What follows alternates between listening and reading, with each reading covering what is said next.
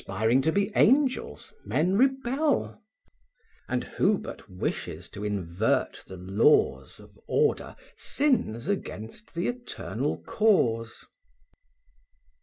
Ask for what end the heavenly bodies shine, earth for whose use? Pride answers, 'tis for mine. For me kind nature wakes her genial power, suckles each herb, and spreads out every flower. Annual for me the grape, the rose renew the juice nectareous, and the balmy dew. For me the mine 1,000 treasures brings.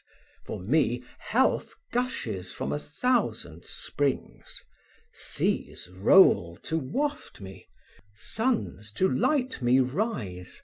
My footstool earth, my canopy the skies. But errs not nature from this gracious end, from burning suns, when livid deaths descend, when earthquakes swallow, or when tempests sweep towns to one grave, whole nations to the deep? No, 'tis replied, the first almighty cause acts not by partial, but by general laws. The exceptions few, some change since all began, and what created perfect? Why then man? If the great end be human happiness, then nature deviates, and can man do less? As much that end a constant course requires of showers and sunshine as of man's desires, as much eternal springs and cloudless skies as men for ever temperate, calm, and wise. If plagues or earthquakes break not heaven's design, why then a Borgia or a Catiline? Who knows but He, whose hand the lightning forms, who heaves old ocean, and who wings the storms, pours fierce ambition in a Caesar's mind, or turns young Ammon loose to scourge mankind? From pride our very reasoning springs, account for moral as for natural things. Why charge we heaven in those, in these acquit?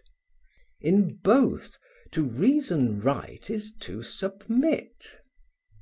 Better for us, perhaps, it might appear, were there all harmony, all virtue here, that never air or ocean felt the wind, that never passion discomposed the mind.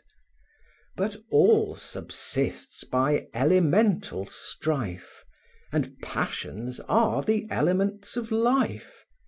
The general order, since the whole began, is kept in nature and is kept in man. What would this man? Now upward he will soar, and little less than angel would be more. Now looking downwards, just as grieved appears to want the strength of bulls, the fur of bears.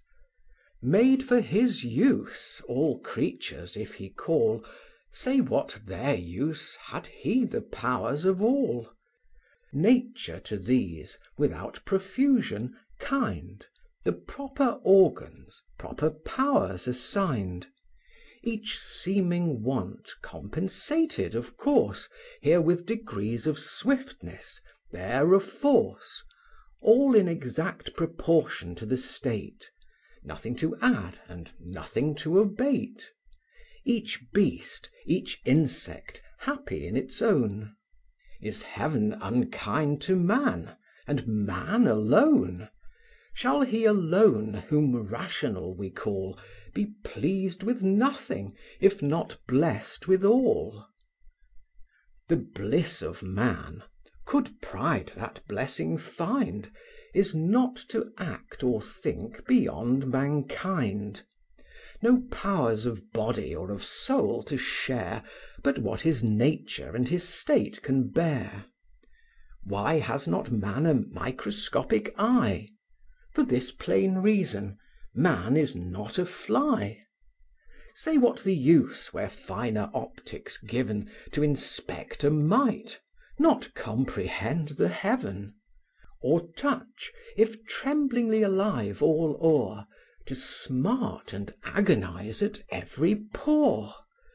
Or quick effluvia darting through the brain, die of a rose in aromatic pain? If nature thundered in his opening ears, and stunned him with the music of the spheres, how would he wish that heaven had left him still the whispering zephyr and the purling rill? Who finds not Providence all good and wise, alike in what it gives and what denies? Far as creation's ample range extends, the scale of sensual, mental powers ascends. Mark how it mounts to man's imperial race from the green myriads in the peopled grass. What modes of sight betwixt each wide extreme, the mole's dim curtain and the lynx's beam! Of smell, the headlong lioness between, and hound sagacious on the tainted green. Of hearing, from the life that fills the flood, to that which warbles through the vernal wood. The spider's touch, how exquisitely fine, feels at each thread and lives along the line. In the nice bee, what sense so subtly true from poisonous herbs extracts the healing dew? How instinct varies in the grovelling swine, compared, half reasoning elephant, with thine! 'Twixt that and reason, what a nice barrier! Forever separate, yet forever near. Remembrance and reflection how allayed, what thin partitions sense from thought divide! And middle natures, how they long to join, yet never past the insuperable line. Without this just gradation, could they be subjected, these to those, or all to thee? The powers of all subdued by thee alone, is not thy reason all these powers in one? See through this air, this ocean, and this earth, all matter quick and bursting into birth. Above, how high progressive life may go; around, how wide, how deep extend below. Vast chain of being, which from God began, nature's ethereal, human, angel, man, beast, bird, fish, insect, what no eye can see, no glass can reach, from infinite to thee, from thee to nothing. On superior powers were we to press, inferior might on ours; or in the full creation leave a void, where, one step broken, the great scale's destroyed. From nature's chain, whatever link you strike, tenth or 10,000th, breaks the chain alike. And if each system in gradation roll alike essential to the amazing whole, the least confusion but in one, not all that system only, but the whole must fall. Let earth unbalanced from her orbit fly, planets and suns run lawless through the sky, let ruling angels from their spheres be hurled, being on being wrecked, and world on world, heaven's whole foundations to their centre nod, and nature tremble to the throne of God. All this dread order break, for whom? For thee? Vile worm! O madness, pride, impiety!